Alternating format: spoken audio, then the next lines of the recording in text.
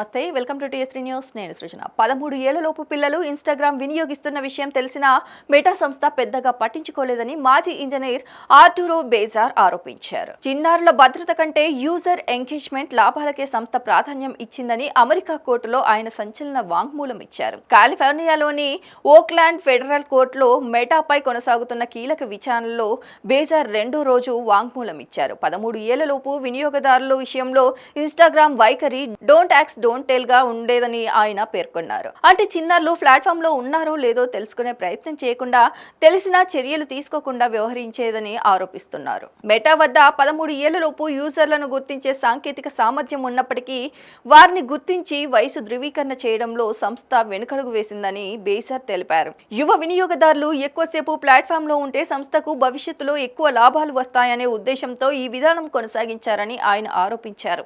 ఉద్యోగుల పనితీరును కూడా యూజర్లు ఎంత తరచుగా ఎంతసేపు ప్లాట్ఫామ్లను వినియోగిస్తున్నారనే అంశాల ఆధారంగా అంచనా వేసేవారని బేజార్ చెప్పారు. దీనివల్ల వినియోగదారుల మానసిక ఆరోగ్యం, ముఖ్యంగా యువత భద్రత కంటే ఎంగేజ్మెంట్ పెంచడానికే ప్రాధాన్యం దక్కిందని ఆరోపించారు. మెటాపై అమెరికాలో 29 రాష్ట్రాలు 2023లో దాఖలు చేసిన కేసుల నేపథ్యంలో ఈ విచారణ కొనసాగుతుంది. కాలిఫోర్నియా, కొలరాడో, కెంటకీ, న్యూజెర్సీ రాష్ట్రాలు ప్రస్తుత విచారణలో మెటాను ఎదుర్కొంటున్నాయి. ఇన్‌స్టాగ్రామ్, ఫేస్బుక్ వంటి ప్లాట్ఫామ్లను పిల్లలు, యువత ఎక్కువగా ఉపయోగించేలా ఉద్దేశపూర్వకంగా రూపొందించారని, తద్వారా వారి మానసిక ఆరోగ్యంపై ప్రతికూల ప్రభావం పడుతుందని రాష్ట్రాలు ఆరోపిస్తున్నాయి.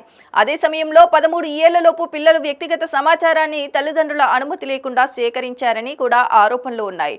ఈ కేసు దాదాపు 6 వారాల పాటు కొనసాగుతుందని భావిస్తున్నారు. మెటా మాత్రం ఈ ఆరోపణలు అంగీకరించడం లేదు. 17 ఏళ్లలోపు పిల్లలను తమ ప్లాట్ఫామ్ లో అనుమతించమని, చిన్నారుల భద్రత కోసం పలు చర్యలు తీసుకుంటున్నామని సంస్థలు చెబుతోంది. అయితే మాజీ ఇంజనీర్ చేసిన తాజా ఆరోపణలు విచారణలో కీలకంగా మారాయి. ఈ కేసు తీర్పు సోషల్ మీడియా సంస్థలు పిల్లల భద్రత, వయసు నిర్ధారణ, డేటా గోప్యతను ఎలా నిర్వహించాలనే అంశాలపై ప్రభావం చూపే అవకాశం ఉంది.